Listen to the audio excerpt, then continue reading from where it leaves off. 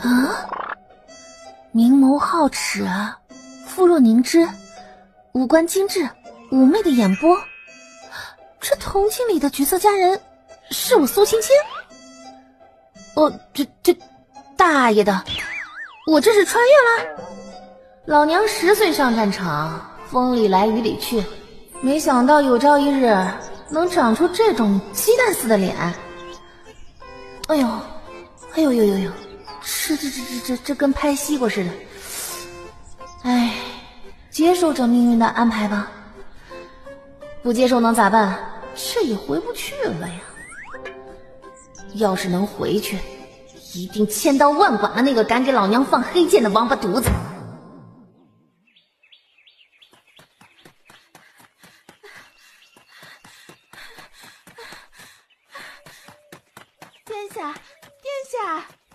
殿下，也就是说，原主是个公主了。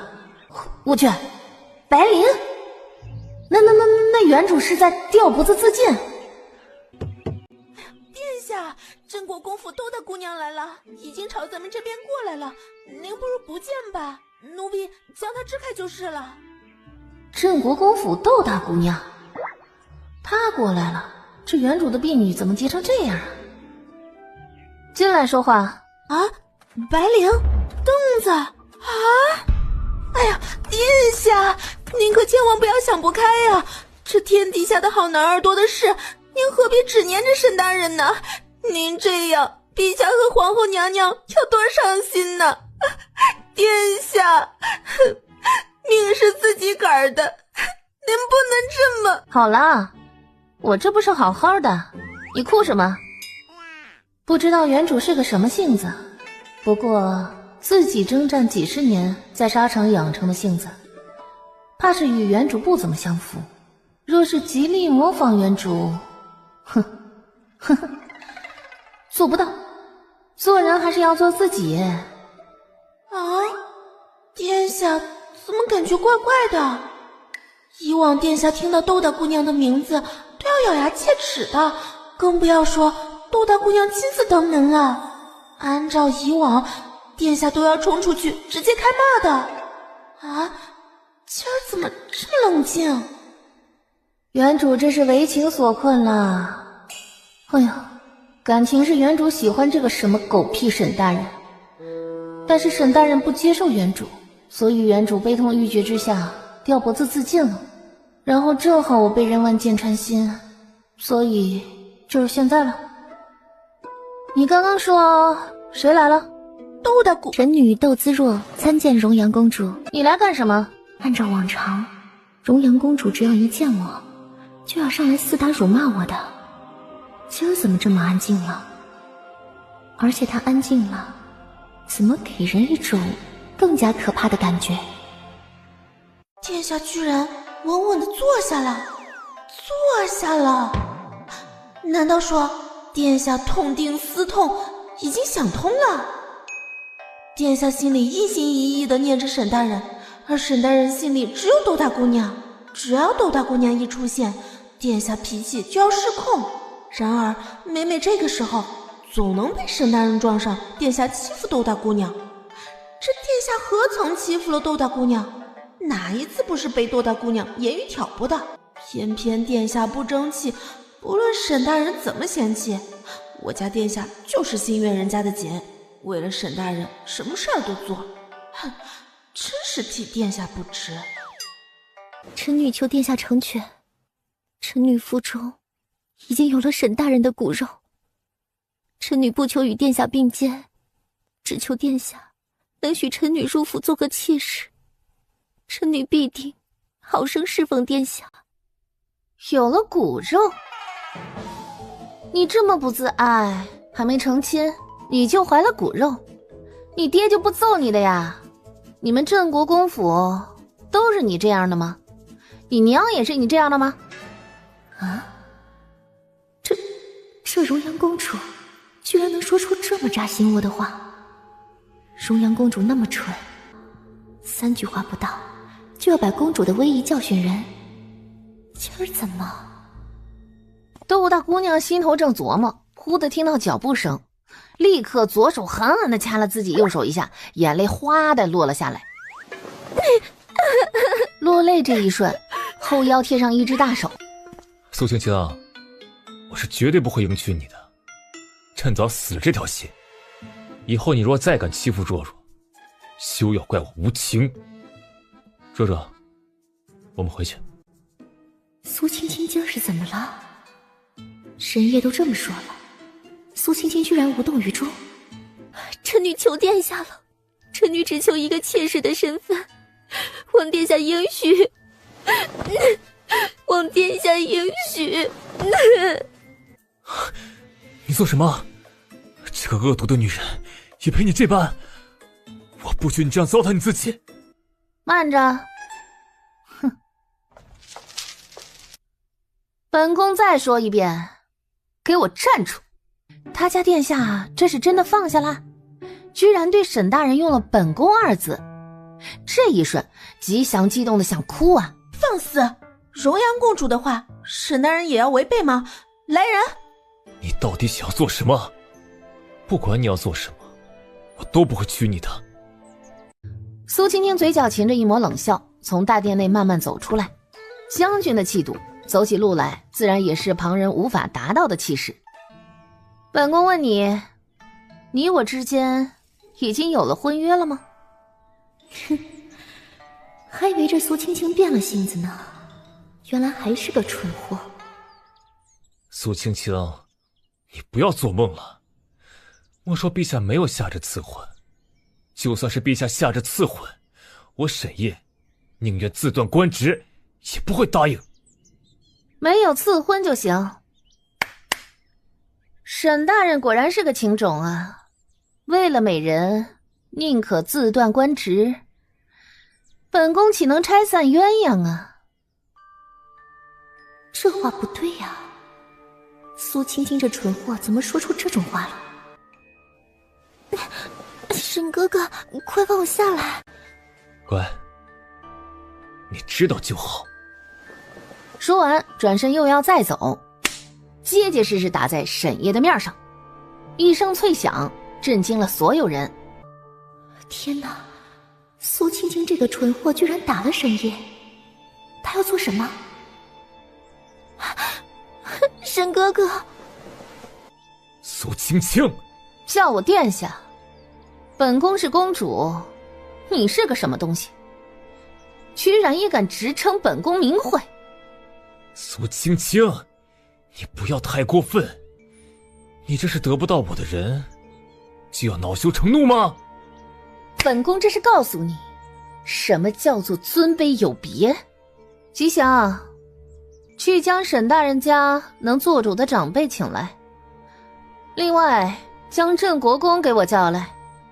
本宫倒要问问，本宫这寝殿是不是什么阿猫阿狗都能随便闯进来撒野？本宫面前是不是谁都能直呼本宫的名讳？若是能，本宫认了；若是不能……苏青青这个蠢货，居然有这么强的气场，怎么可能？一看到沈夜，就低三下四，百般讨好，连句高声的话都不敢说的苏青青啊！他这到底是怎么了？你又要搞什么把戏？我告诉你，不管你搞什么把戏，我沈夜绝不会娶你这种蛇蝎之人。哼，就算你跪着求娶本宫，本宫也不会嫁给你这种货色。你心放到肚子里，本宫现在只想追究你的大不敬之罪。去给本宫搬个椅子。诺。工人立刻执行，不光搬来了椅子，甚至还搬来了一张小桌子，桌子上贴心的准备了茶点。本宫不与你多言，本宫等你们府上的长辈来。说完，苏青青捻起一小块糕点丢进嘴里，好吃，又捻起一块。苏青青这个蠢货，突然开始对沈夜摆公主的姿态了。不管是自己还是沈夜，以前对苏青青那样，都是仗着苏青青喜欢沈夜。可人家到底是公主，嫡出的公主，皇上的掌上明珠。如果当真要计较大不敬之罪，我和沈烨只能受罚。窦自若想到的，沈烨也想到了。殿下，臣女与沈大人当真不是有意冒犯，臣女只是想要求殿下恩准臣女一个妾室名分。如果令殿下不悦，臣女……你做什么？怒斥完，心里却不像以前那样理直气壮，甚至有点发虚地看着苏青青。本宫不喜欢有乱物靠近，离我远点。都给我闭嘴！本宫不想听乱舞聒噪，再说话莫要怪本宫宫规伺候。这个人完全不是苏青青，苏青青怎么能说出这种话？怎么可能转变这么大？怎么可能？不怕，有我呢。镇国公府和沈家都在宫外，家里人要来，怎么也得小半个时辰。没有等到他们家的人，苏青青倒是先等到了另外一个人，带着一群宫人，柔妃直奔苏青青寝殿。窦自若是她娘家侄女，窦自若和苏青青之间的事儿，她自然是知道的。每次都是苏青青落了下乘，着实让她心里痛快不少。柔妃娘娘到！你是谁？窦自若当即眼泪再次扑簌簌的落出，甩着小手绢朝柔妃扑过去。姑母，不知公主和她说了什么，怎么受了这么大委屈啊？虽是平常语气，可苏青青到底听出了兴师问罪的意味。大爷的，老娘的娘是皇后，你算个什么东西？哎呀，我当是谁呢？原来是这个未婚先孕的姑娘的姑母啊！哼，果然是不是一家人不进一家门呢。他一步向前，居高临下的看着苏青青。自若究竟犯了什么错，惹怒了公主？公主大人大量，还是放过她吧。温柔的语气，求情的话，偏偏听着刺耳。苏青青拍拍手上的糕点屑，起身，几乎用逼问的语气，苏青青再次说道：“你是在教训我？以什么身份？柔妃的身份，还是未婚先孕姑娘姑母的身份呢？”未婚先孕4个字对柔妃而言犹如烙铁，烫得她全身难受。这是皇上的掌上明珠，她还是知道分寸的。以往苏青青蠢，想要收拾苏青青，只需要用沈烨2字就足够了。心思一转，柔妃满目怒光瞪向沈烨。好个沈大人，本宫竟然不知沈大人居然有这样的本事。你不过是一个6品小官，就敢惹怒我们荣阳公主，你好大的胆子！臣知罪，只是请娘娘明察，臣实在是不愿娶荣阳公主为妻，臣心里只有若若。苏青青一脸关我屁事的表情，立在那儿，眼见着柔妃看过来，立刻说道：“你是在替我做主吗？”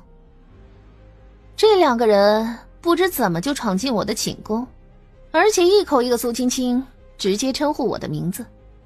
你若是替我做主，我感激不尽。啊！柔妃只觉得心头像是被大锤锤了一下。这不对啊！苏青青怎么是这个反应？她不是最在乎、最宝贝沈烨吗？这是认真要治罪？算起来，柔妃娘娘也算我的长辈了。有人对我大不敬，娘娘应该不会坐视不理吧？宫规，娘娘应该比我清楚吧？吉祥，你去看看，镇国公和沈家的人怎么还没到啊？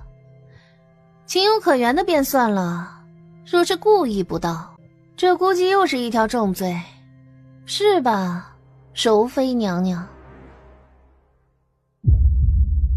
柔妃心头又一跳，他把苏青青的人给截胡了。公主息怒，我让他们两个给您赔个不是，不过几句拌嘴也值得惊动朝臣，这不是让陛下为难吗？为何为难呢？陛下心疼公主，肯定是护着公主的，可为了几句拌嘴，让陛下责罚他们两个，这不是寒了人心？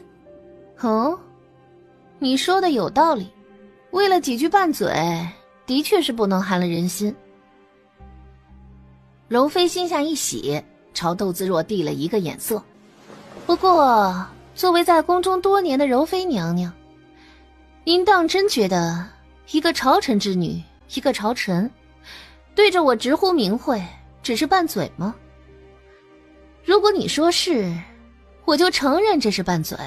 对嫡出的公主殿下直称名讳，当然不是拌嘴。可现在让他怎么说？承认这是拌嘴？如果苏青青告到皇上那里呢？皇上必定盛怒。不承认这是拌嘴，那他话儿都说出去了。在宫里熬了这么些年，柔妃第一次觉得说话为难。沈夜立在一侧，冷眼地看着苏青青。公主殿下不要闹了，此事皆因臣而起，公主心头有气，冲着臣来就是，何必为难柔妃娘娘？你，哼，你算个什么东西？这玩意儿还一副我很有担当的样子。公主当真有？就凭你的身份，若不是本宫素日抬举你，你没有资格与我说话。窦自若瞧着，心下彻底慌了。如果苏青青执意要治罪，她必定是要吃苦头的。就算勉强进门，那日子，而且她未婚先孕的名声，搞不好也会被传开。柔妃是她所有的希望了。姑母，你也闭嘴，她没资格，你更没有资格。本宫和柔妃娘娘面前，我们没有问话，谁给你的胆子让你开口的？启禀殿下，殿下派去请郑国公和沈家大人的宫人给柔妃娘娘拦下了。一句话，柔妃一颗心都快跳出嗓子眼儿了。不是，公主，你听我解释。下意识的，柔妃放低了姿态。哼，我听着呢。来人呐，去请父皇。柔妃登时脸色大变，窦自若吓得快要尿了。沈夜铁青着脸看着苏青青，捏紧了拳头。臣答应迎娶公主。哼哼，就凭你，也配？你到底要怎样？苏青青懒得理他，转头一屁股坐下。柔妃娘娘自便，我等父皇来。这次啊，柔妃娘娘应该不会拦下父皇吧？相较郑国公和沈家家主的迟迟未到，皇上来的就非常快了。不就是荣阳公主忽然想开了，不打算嫁给沈夜了吗？瞧把皇上给激动的。现在好了，当爹的总算能给闺女出气了，皇上能不激动吗？发生什么事了？这么着急把朕叫来？父爱的浓烈扑面而来，苏青青心头顿时一暖。父皇，儿臣想好了，儿臣不想嫁给沈夜了。想通了就好啊。说吧，你又看上谁了？父皇一定支持你。儿臣陪伴父皇还不够呢，不想这么快嫁人。说罢，苏青青立刻转移话题。他堂堂大将军说这种话，一次两次行，再说下去，肉麻的自己个儿都受不住。父皇，儿臣身为公主，却有人对儿臣直呼名字，不经过儿臣的同意就进了儿臣寝宫，这算是大不敬了吧？皇上扫了窦自若和沈夜一眼。自然是。那大不敬之罪要如何治呢？青青想要如何治就如何治。柔妃瞧着皇上对苏青青的态度，心头只觉得酸涩愤怒。同样是公主，她的公主怎么就比不上苏青青这个贱人？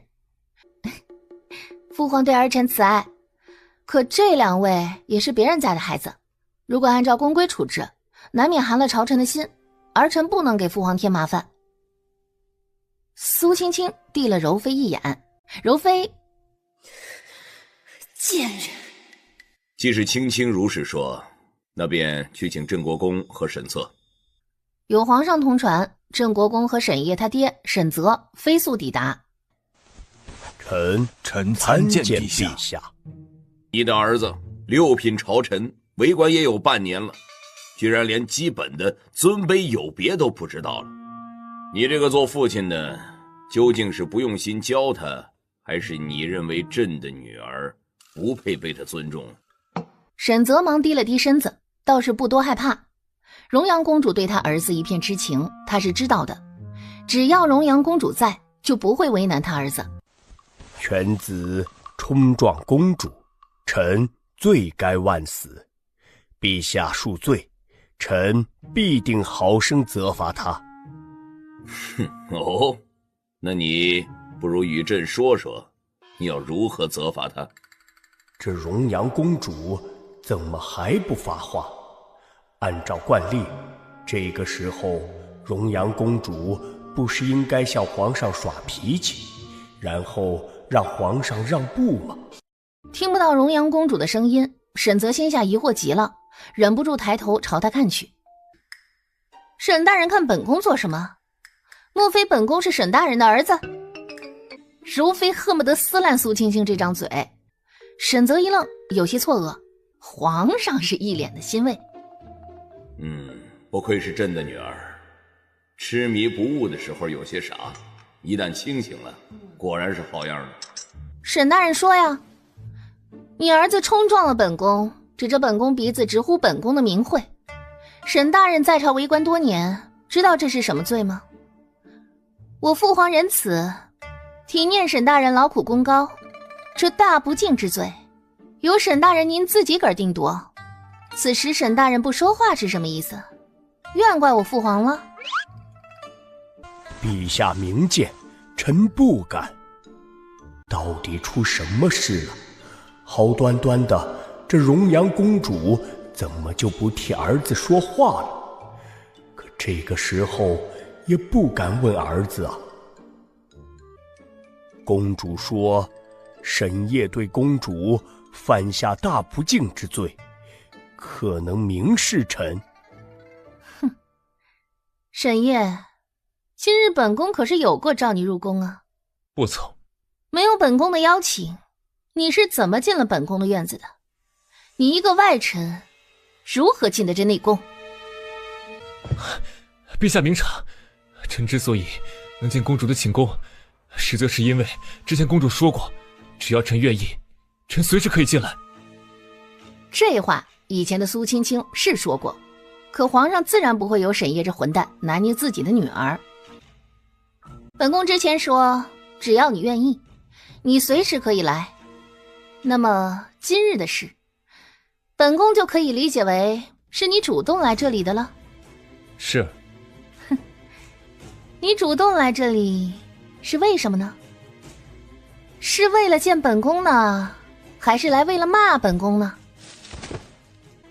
臣唯恐殿下欺辱窦大小姐，特意来找殿下说清楚。臣心愿窦大小姐，并不想迎娶殿下。所以这就是你对本宫直呼名讳的原因吗？是公主殿下要求臣直呼殿下名字的，并非是臣自愿的。皇上气得瞪眼。那本宫之前还要求你娶我呢，怎么本宫要求你娶我你就做不到？本宫要求你对本宫大不敬，你就愉快地做到了，是这样吗？沈大人，不如你来回答吧。沈家的家规就是如此吗？你们是瞧不起本宫呢，还是瞧不起谁呢？为什么同样是本宫的话，他能有选择的执行呢？这是什么道理呀？荣阳公主这话问的实在是刁钻，能是什么道理？当然是我儿子不想娶你，你又死缠烂打，低三下四，屡屡央求，这怪得着谁呀？当然要怪你自己，是臣教子无方。你承认你教子无方了？那好，本宫和父王仁厚，给你一个教子有方的机会。现在你教吧，教给他什么叫尊卑有别。听闻沈家家法严苛，朕也想见识一二。沈泽，打板子吗？沈泽不认为这件事他儿子错了，根本就是荣阳公主自己个儿的错啊。其实犬子一直是新月公主的，只是她性子别扭，嘴上才不承认。不就是为了婚事吗？应了就是了。皇上心吓一跳，糟糕，该不会女儿被这话刺激的又重新喜欢沈夜了？他是太心悦本宫了，所以让窦姿若怀了他的孩子，然后唯恐本宫不知道，今日特意让窦姿若登门告诉本宫，是吗？镇国公顿时大惊，错愕看向了窦姿若。什么？你怀了沈夜的孩子？窦姿若早就被吓得瑟瑟缩成一团，拼命的流泪。公主何必逼问一个弱女子？是臣心悦若若，情不能自已，与若若有什么相干？父皇，这下不光是沈夜对儿臣大不敬了，沈大人似乎对父皇也是欺君呢。他刚刚还说沈夜心悦儿臣呢。儿臣累了，儿臣想回去睡一会儿。哎呀，仅仅处置一个沈夜怎么够？没有家里大人的纵容，沈夜怎么敢？苏青青一走，皇上就彻底明白他女儿对沈夜没的感情了。欺君之罪，沈策，你有的辩驳吗？沈策欺君，罪不可赦，念在其政务辛劳的份上，罚俸10年。10年？沈泽现在已经40多了，再罚俸10年，那不是等于以后的政治生涯都要白干了？沈夜对公主大不敬，撤职，永不录用。皇上说完，凉凉看了镇国公一眼，抬头走了。什么？撤职？永不录用？我做错了什么了？凭什么要被撤职？凭什么要被永不录用？未婚先孕，你也做得出来？窦姿若被镇国公一巴掌打得险些跌倒，嘴角渗着血。父亲，女儿没有真的怀孕，是沈夜哄我，是他让我这般和公主说的。他说只有这样，公主才不会纠缠他。父亲可以让大夫给我诊脉，我真的没有怀孕，我就是被沈夜说他手里有父亲的把柄，让我必须配合他。我若是不如此，他便要将父亲的把柄交给陛下。女儿怕沈夜害父亲，才如此的。窦姿若一番话直接惊呆了沈夜，明明是窦姿若自己告诉他的，是他说他有了他的身孕，他才坚定了信念，坚决不迎娶荣阳公主。一抬手，沈夜一句话说不出来，白眼一翻，一头晕倒过去。没想到你沈泽是这种道貌岸然的小人，朝堂上对付不了我，便用这种下三滥的手段，让您儿子哄我女儿替他做事。哼，你们沈家还真是高风亮节呀！说完，镇国公重重向后一推沈泽。窦姿若的话是真是假，他不想计较，也无需计较，只要窦姿若不是真的怀孕就好，只要窦姿若在关键时候看明白应该站在哪个方向就好。还不回家？窦姿若立刻抹着眼泪朝柔妃扶了一扶，跟着镇国公离开。沈泽被镇国公当着这么些宫人的面提了衣领，自然是心头恼羞。可现在儿子昏迷不醒，又被永久性剥夺了官职，沈泽咽不下这口气，却也只能先带着儿子回去从长计议。然而望着瘫在地上的儿子，沈泽犯愁了。他进宫没有带随从，要怎么把沈夜弄出去？难道他一把年纪要把沈夜背出去？娘娘，沈大人真是好算计啊，险些本宫都要被沈大人算计了，也不知道连累了本宫齐嫔能得到什么好处？说完，柔妃带人离开。沈泽又是一惊，齐嫔是他的女儿。现在好了，被柔妃狠狠记恨上了。劳烦公公帮忙抬一下。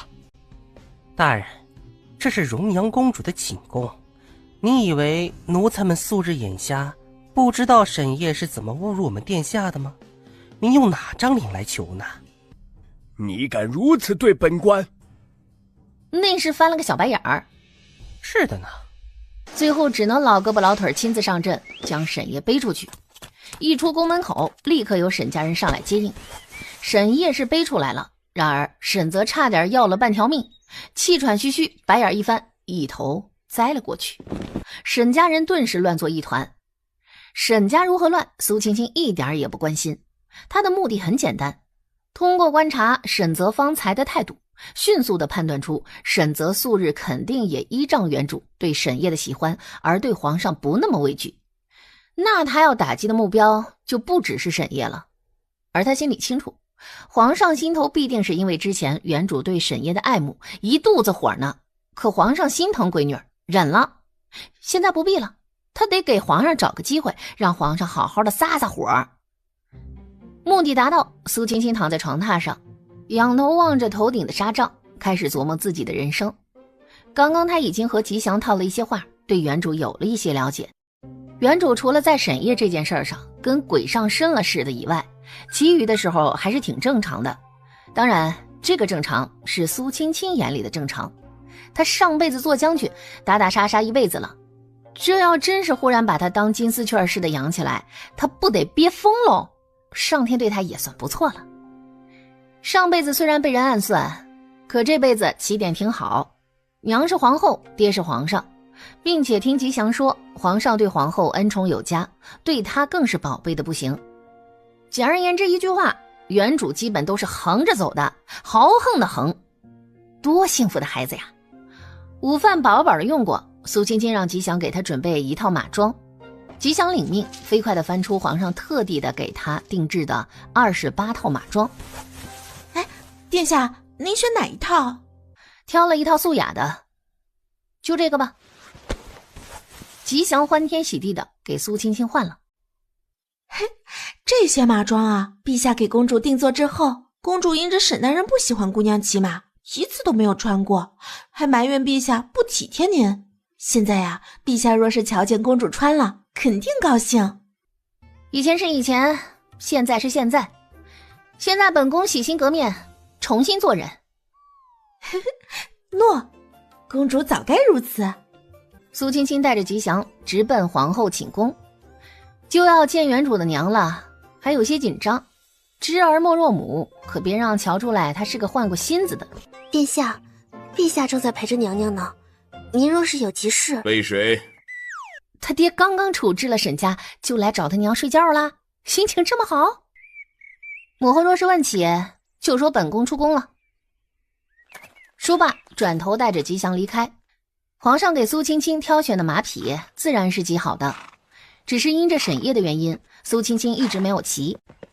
最初吉祥还担心苏青青会有些生疏，没想到他家殿下骑在马上，英姿飒爽，简直威风。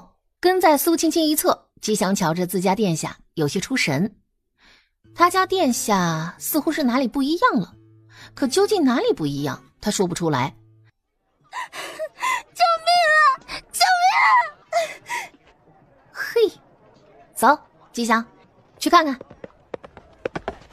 你放开我！我不和你走，我根本不认识你！你放开我！救命！救救我！救救我！姑娘喊得撕心裂肺，围观的人很多，但是上前帮忙的却是没有。不是大家没有同情心，实在是那肥胖的男人身侧站了4个面容凶煞的男人，人人手里抱着一柄刀，杀气腾腾往那儿一站。除非是这姑娘的血亲，或者是武艺高强者，旁人谁敢上前？求求大家，求求大家，救救我吧！我娘害我病在床，救救我吧！那姑娘眼看挣脱不开，将所有的希望落向周围围观的百姓。百姓愤怒，但也仅仅局限于愤怒。那肥胖的男人被这姑娘哭得失去了耐心。婊子，再哭老子当街办了你！说着，他一把扯了那姑娘的衣衫。夏日衣衫单薄，这样一扯，顿时春光乍泄，羞愤至极，知道跑不掉。那姑娘眼睛一闭，满面求死之心，朝着马车便一头撞过去。嘿，婊子玩意儿，敢咬老子！迫不及待地将人一把推上了马车。吉祥坐在马背上，气得面色铁青。殿下，奴婢去。苏青青微微眯起的眼睛恢复正常，抬手制止了吉祥。不用。吉祥一愣，错愕地看向了苏青青。殿下。吉祥狐一见，苏青青瞧着那已经离开的马车。吉祥，我们跟上。随着话落，骑马跟上已经离开的马车，吉祥忙追上。殿下，此刻若是不拦下，那车里的姑娘必定要被遭奸啊！苏青青没有理吉祥，只盯着那马车的身影，不远不近地跟着。此时，京都最大的酒楼春风楼3楼，一位面容清俊的年轻男子端着酒杯，悠哉地望着苏青青远离的身影。他身侧立着一个随从模样的人。殿下，那位便是荣阳公主。听闻荣阳公主仗着有几下拳脚功夫，素日喜欢行侠仗义，如今看来，不过是她粗俗蛮狠的幌子罢了。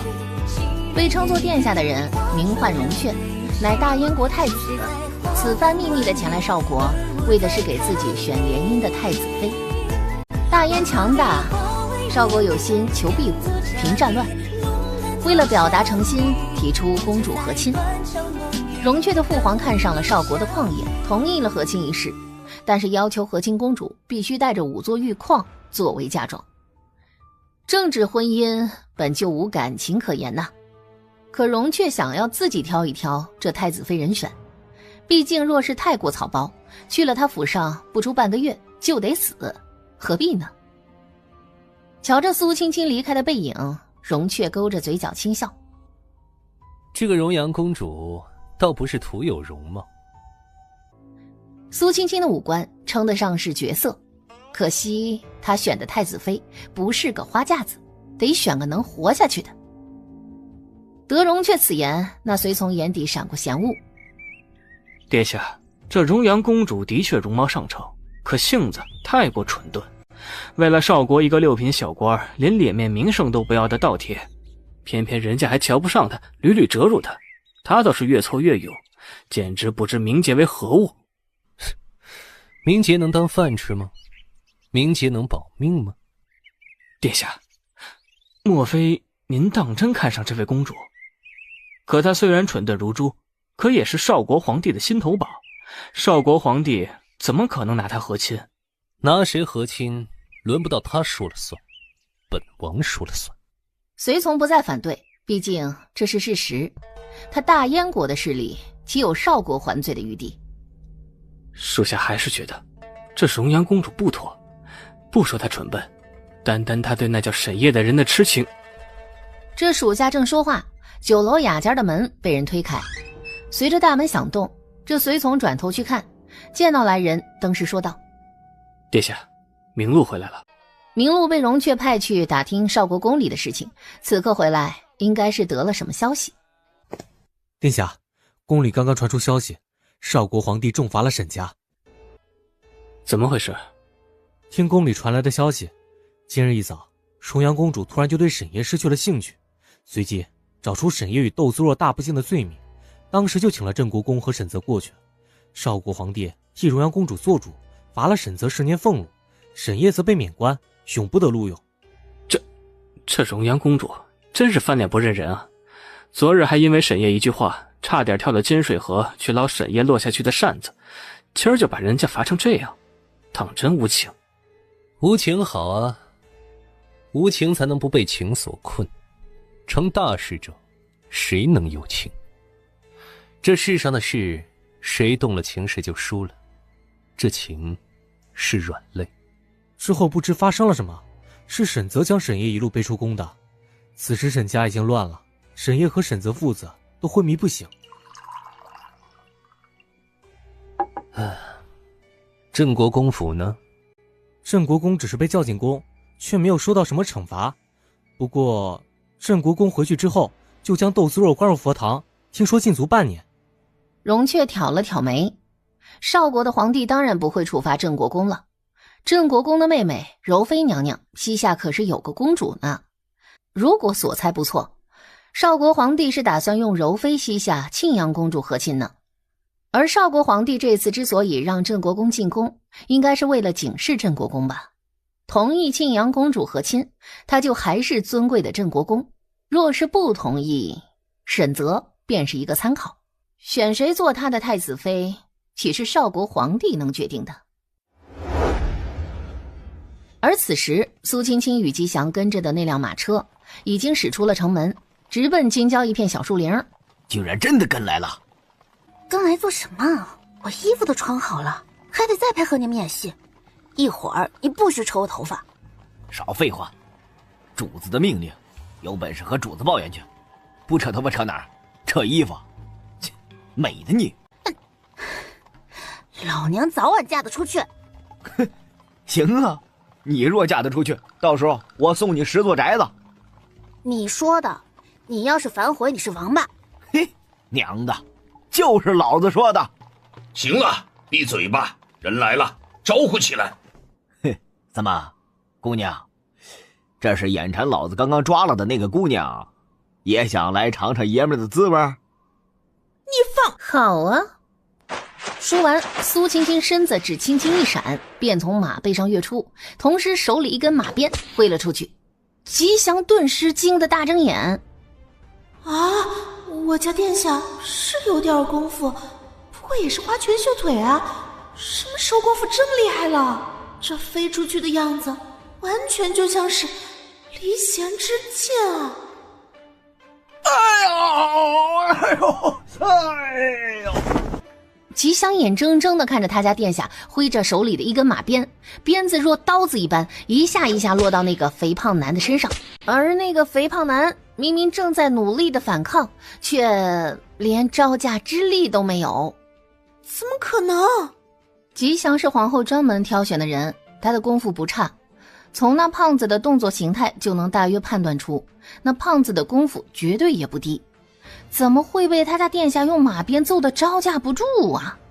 让吉祥更为震惊的是，他家殿下明明是被4个带刀的人包围，那4个手握大刀的人明明都提着大刀想冲上去厮杀，可偏偏他家殿下仿佛用鞭子结成了一道屏障。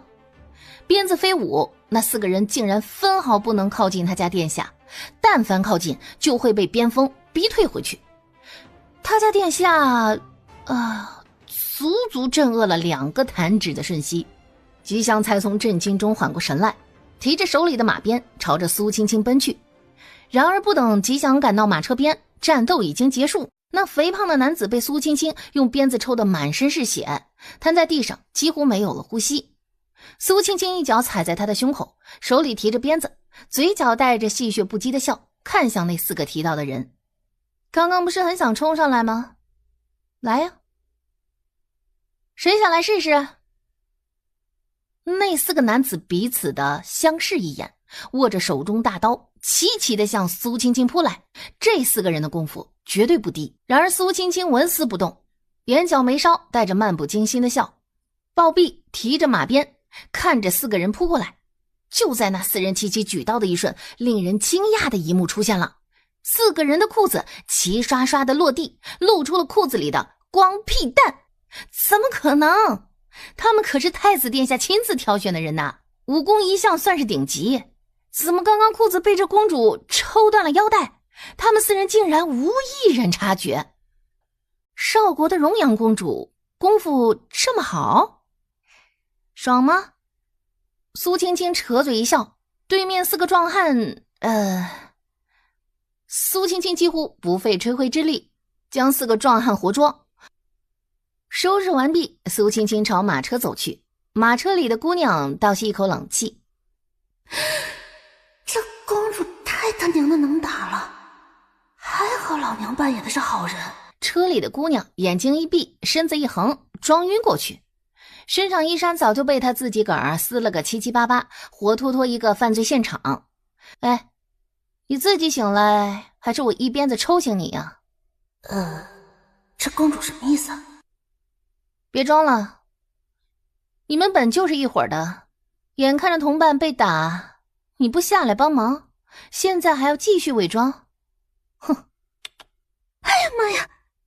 卯足了劲儿从车窗钻出去，然而车窗外立着4个被绑在一起的光溜子男人，他一头就撞到了那4个男人的屁股上。哎呦！吉祥忍不住大笑起来，一面笑一面按照苏青青刚刚的吩咐，将那还处在懵逼中的姑娘给绑了。殿下，您怎么知道她一定是从这个窗子飞出啊？她头朝这边躺着，想飞身翻出，自然只能走这个窗子了。吉祥敬佩地看了一眼他家殿下，哎呀，这气势活脱脱像个将军呢。不到1刻钟，吉祥将抓到的人全部塞进马车。吉祥赶车，苏青青骑马，捎带着牵着吉祥的马，主仆俩回宫。回程路上，吉祥犹豫了几次，终是朝苏青青说道：殿下的功夫怎么好像一夜之间就长进了这么多啊？不好吗？自然是好的，就是太突然了。苏青青笑笑，不再说话，直视前方。说什么？说老娘不是你家殿下，老娘征战沙场10几年。这殿下明明是自家殿下，但是又不像自家殿下，真是奇怪。对了，殿下，您怎么知道这姑娘和这些人是一伙的？猜的。哼，这些人的出现十有八九是因为他，有人要用这些人引他上钩，或者有人想用这些人来试探他。荣雀慵懒地端着酒盏，时不时地呷上一口，兴致颇高地瞧着底下的人群。忽的一个人影跃入他的视线，五官妖媚，眼波妖娆，偏偏一身马装穿在身上，又带着浓烈的杀气。这就是传闻中少国的草包狄公主吗？可见小道消息啊，都是不可信的。殿下，那不是咱们的马车吗？荣雀早就看到了，看来有事情要做了。将酒盏随意地朝桌上一掷，抬脚离开。一道抛物线在空中划过，那酒盏稳稳地落在桌面上，一滴酒水也未洒出。苏青青带人回宫，才到宫门口，便有皇后娘娘跟前的婢女迎了上来。公主殿下，娘娘说让您回来就去见她。吉祥，你带着人回去，若是有人上门闹事，不必客气。丢给吉祥一句吩咐，苏青青抬脚直奔皇后寝宫。听到动静，满目蓄着笑朝苏青青看去，看见她一身马装，英姿飒爽，因着薄汗，小脸泛红，越发衬得明艳不可方物。瞧你这一身汗，快过来喝这绿豆汤。苏青青从小到大没有感受过什么亲情温暖，她体会最多的只有铁汉战友情。笑盈盈挨着皇后坐了，端起桌上的小碗一口干。皇后没好气地在她脑袋上戳了一下。哎呀，你急什么？又没人和你抢，小心呛着。就大碗酒喝惯了。今儿的事儿，倪父皇和我说了，这是当真想通了，别哪天又后悔，到时候又求着你父皇给沈烨官复原职。你父皇这一国之君可……母后放心，我不后悔的。苏青青说的坚定，皇后看了她一瞬，笑了。母后真高兴啊，我们的亲情可算是长大了。那一会儿弟弟回来，可不许和弟弟拌嘴了。原主有个8岁的弟弟，名叫苏恒，姐弟俩原本感情不错，可因着苏青青对沈烨低三下四的疯狂无脑的爱慕，苏恒屡劝不止，姐弟俩关系便有些冰冻，一见面就吵架。他没有原主的记忆，仅知道的一点都是听吉祥说的。才说话，一阵小跑的脚步声传来， 8岁的少年迎着夕阳，眼底闪着晶晶光泽，满头大汗，一路跑过来。你总算改邪归正了。哼，活像个夫子啊！啊，我改邪归正啦，有奖励吗？默了一会儿，少年红着脸从书袋里掏出一只小糖人儿。苏青青一愣：“你不吃？”苏青青抬手接了，放到嘴边舔了一小下，甜。说来可笑，他长这么大，还从没吃过糖，头一回吃，竟然是吃到了原主弟弟给的奖励。他自己也有个妹妹，不知道他出事之后，妹妹过得如何。上一世的事在脑中涌现，苏青青很快将其拨至一边。你专门给我买的？谁专门给你买了？是别人给我的，我不要，才顺手给你的。明儿带你骑马去。姐弟关系冰冷了那么久，谁要跟你去骑马？就你的技术，我怕你摔下马来哭。到时候我打兔子给你玩。你打兔子？哼，别打我打好的兔子，我就算你念咱俩一母同胞了。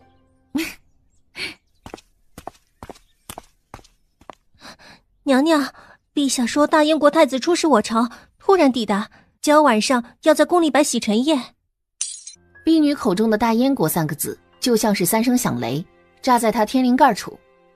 皇后大吃一惊，匆忙起身就朝外走，一面走一面细细询问婢女有关大燕国太子突然抵达的事。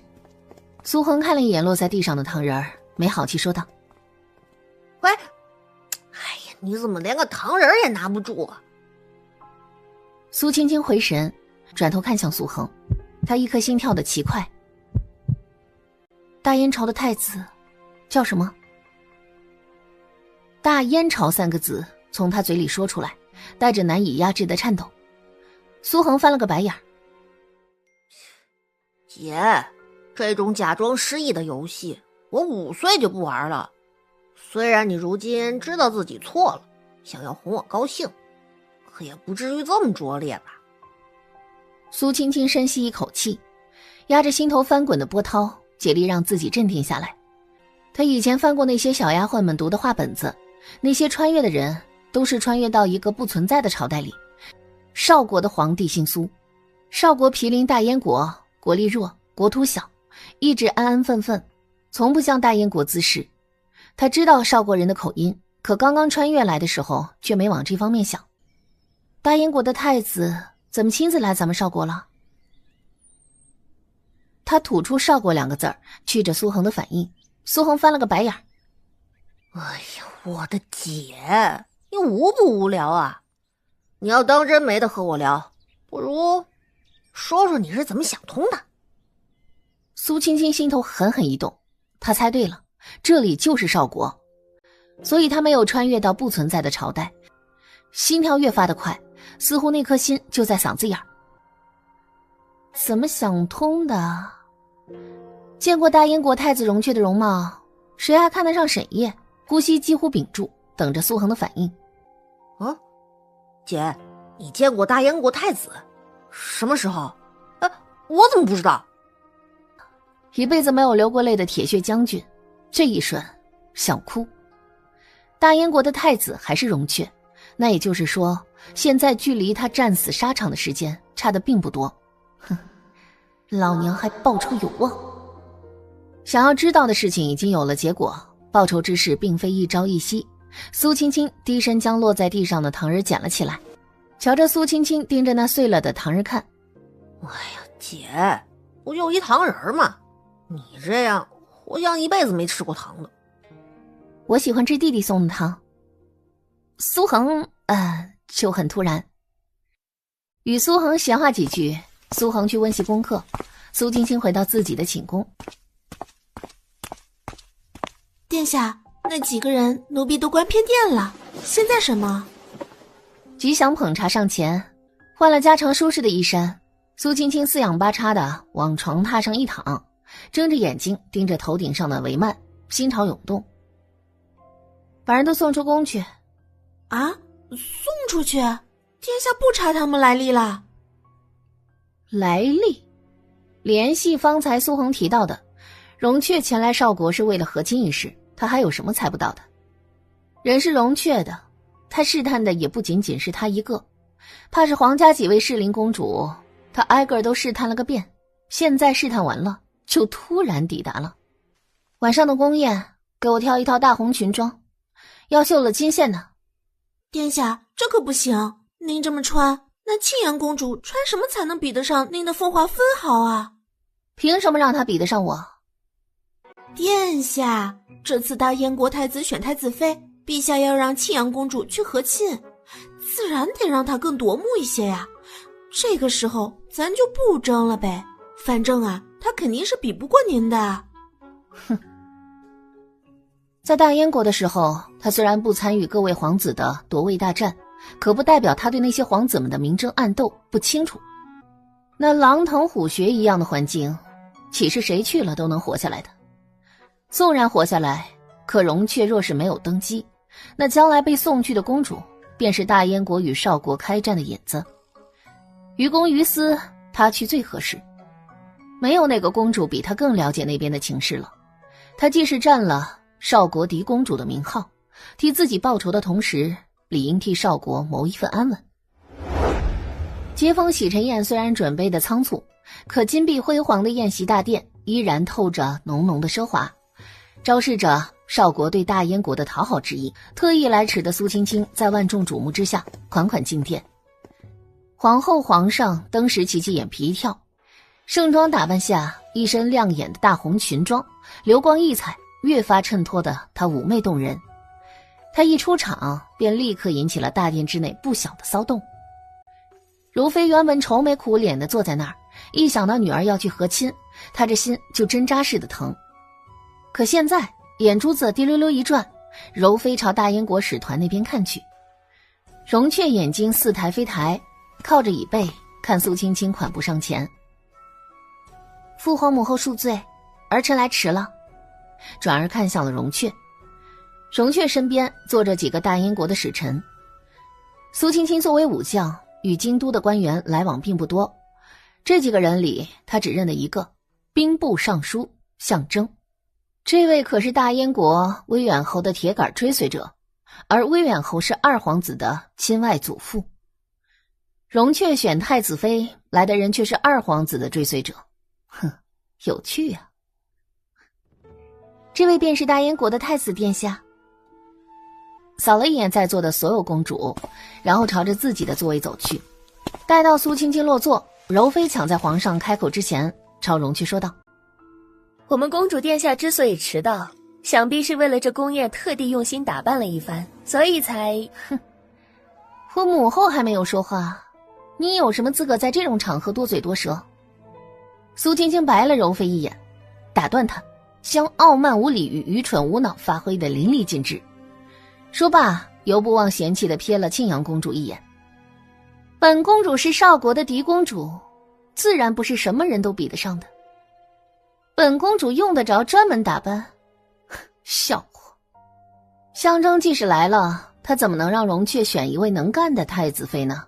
皇上皇后也都快疯了，这好好的孩子怎么就来了这么一出？难道他并没有彻底放下沈烨，而是终于把自己折磨疯了？苏恒黑着脸坐在那儿，气得全身发抖，反倒是柔妃和庆阳公主差点高兴的失去面部管理。胡言乱语什么？国宴之上，岂容得你放肆？还不赶紧退下，闭门思过去！简直是胡闹！姑娘言重了，公主殿下这是天真浪漫，率真可爱。哈哈，见了公主殿下，倒是让臣想起了我朝的七公主，也是这般无拘无束，不失本真。苏青青睁着大大的杏核眼，仿佛一点不知道这位七公主是出名的横行霸道、蠢钝残忍。你们那位七公主也会狩猎射箭？哈哈哈哈！公主殿下竟然还善骑射，那正好，我们太子殿下一向喜欢骑射。外臣斗胆求陛下应允，既是天朗气清，明日不妨带我们见识一下贵朝的猎场。象征既是来出使，自然是有很大的权力来干预太子妃人选的。他作为大燕国二皇子党的人，肯定是要给太子选一个既拿得出手，又无脑愚蠢，还事儿精的人。青青现在简直是象征的完美人选。好说，明日便安排。谢陛下恩典，臣期待公主的建树。荣雀意味深长地看着苏青青，苏青青挑眉，直视过去。宫宴一结束，皇上皇后苏恒便齐聚苏青青寝宫，皇上气得脸都青了。你知不知道你在做什么？你要当真还喜欢沈烨，父皇哪怕豁出去一个一言九鼎不要，豁出去皇家颜面不要，给沈烨官复原职呢，也好过你今天发疯强。姐，你是不是故意的？你根本就没有忘了沈烨吧？你就是怪父皇一直没有赐婚，所以今儿才闹了这么一场。我还当真以为你放下沈烨了，还专门托人从宫外买你最喜欢的糖人儿。你真是苏青青心下感叹，这爹娘弟弟对原主的感情。你们凶我做什么？谁去和亲还不是父皇说了算？我就是看不过青阳把我比下去。姐，就连我都知道，这和亲看似咱们说了算，可大燕国那边若真的是要点人，我们根本就无力拒绝的。你这么大个人，你怎么就不明白呢？哎呀，点人就点人呗，他们要真是选了我，我就去。胡闹！父皇凶什么？荣雀身份高，长得好，什么都比沈烨强，我嫁给他又不委屈。你是不是疯了？你知不知道和亲意味着什么？在少国，尚且有父皇母后庇佑，去了那里，谁维护你呢？受了委屈，谁能管你呢？你以为嫁给太子，做了太子妃，就可以为所欲为了？你别做梦了！我今儿打听到了，那荣缺在大燕国根本就是地位不保，没准哪天他就被拉下马了。你以为他堂堂太子为什么来这边选太子妃呢？那是大燕国觊觎咱们的玉矿，所以只能牺牲他的婚事来和亲。不然谁家的太子好端端的要和亲呢？为什么偏偏选他而不选别的皇子？因为大燕国的皇上最不喜欢他。原来如此，就说呢，好好的大燕国为什么要荣雀来娶少国的公主？哪有你们说的这么夸张啊？夸张？你弟弟说的一言不差。明日的狩猎你不许去，只有和亲，他们若是当真点了你，朕会想法子拒绝。从今儿起，你不许出门一步。不行，苏青青立刻拒绝，皇上哪容他胡闹，转头吩咐下去。公主若是离开寝殿一步，朕必不轻饶你们。别人躲之不及，偏你上赶着，你真是要急死我们才甘心吗？听你父皇的，不许再胡闹。父皇母后放心，从现在起我就在殿外守着他，绝不让姐姐出去。陛下，大燕国的向大人派人送来一套马装，说是送给荣阳公主殿下的。父皇，你看人家都……明日朕会告诉他，你今夜太过激动，不慎翻床落地，摔了腿，去不得了。苏恒说守着苏青青，那真是一点不含糊。皇上皇后一走，他搬了桌椅板凳，便直接对在苏青青寝殿的大门外，命人点了蜡，彻夜看书。眼见如此，苏青青干脆洗澡上床，踏实睡觉。反正有人比他更着急。苏青青寝宫这边的动静，转眼传到了柔妃那边。母妃，父皇也太偏心了，同是公主，他怎么就舍不得苏青青，偏舍得我？放心，有母妃在，断然不会让你当真去大燕国的。母妃有法子？那明日狩猎，我装病不去。去啊，为什么不去啊？大大方方的去，不光要去，你还要表现出爱慕荣雀的样子。啊？你越是表现出爱慕容雀的样子，旁人就越觉得你心里已经接受这亲事。如此，等到苏青青成了去和亲的人，那所有人都会认为是他抢了你的亲事。这样，父皇不光不会怪罪我不去和亲，反倒会觉得委屈了我。不止啊，不止。母妃自有安排，明日你只管踏踏实实的跟着去狩猎就行。青阳公主安心回了寝宫，她一走，柔妃当即写了便条，命人递出宫去，送到了镇国公府。而此时驿馆行宫，容却坐在宽大的书案后，正捧着一本少国的地方志翻看着。明禄一脸急色从外面进来。殿下，咱们的人被放出来了。容却看书的目光顿住，停了一瞬。这荣阳公主也不怎么样。他们应付过去了？不是，荣阳公主连话都没问，直接就放了他们，还让他们给您带了2句话。这一下，容却的目光从书本挪开，看向了明禄。荣阳公主说，殿下是她的满意吗？哈哈哈，竟然猜出来了。另外一句呢？另外一句，荣阳公主说，殿下若是满意，那就看殿下有没有本事把人带走了。殿下，他挑衅你。是激将。殿下可莫要上他的当。不上他的当，怎么把人带走呢？殿下当真要选他？就算他与传闻不一样，可这人看着就是个搅事精。今儿在宫宴上真是出尽风头，这种人带回去，不是给咱们添乱吗？明禄，你怎么看？明和知道荣阳公主能抓了殿下的人，还能说出这种话，那向大人兴许也觉得荣阳公主是个世精。不过宫里传来消息，荣阳公主被少国皇帝禁足了，明儿的狩猎她必定是去不成的。少国皇帝一向偏爱荣阳公主，怕是不会同意让她和亲的。他说不行就不行，这事儿咱们殿下说了算。这事儿得向大人说了算。送一套马装到镇国公府，给窦大小姐。是。